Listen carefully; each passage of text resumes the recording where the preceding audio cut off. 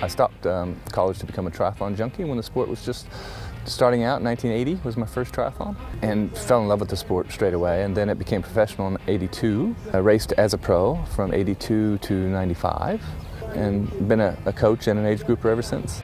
As a pro, I competed in about 270 races. I think I won 104. People who are getting into the sport now, I don't think they could even guess how much training they're going to do when they first start. They can't imagine how much exercise they're going to do. You know, an average year for me for a decade was to ride my bike about 25 to 30,000 K, to run between 4 and 5,000 K, and swimming about 25K a week I averaged.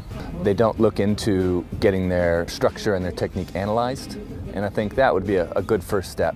Get the right support that you need straight away before you start to develop chronic injuries. Well, injuries are definitely one of the main limiting factors in any athlete's career. And it seems to me that the people that have a great orthopedic structure for the sport they're trying to do, they seem to be able to do a lot of training, and so they get good. For me, I always realized that from a very early age. Looking after my lower legs especially was going to be vital for me to be able to do the training I needed to do year after year to get good. And so looking after my structure has always been a high priority for me.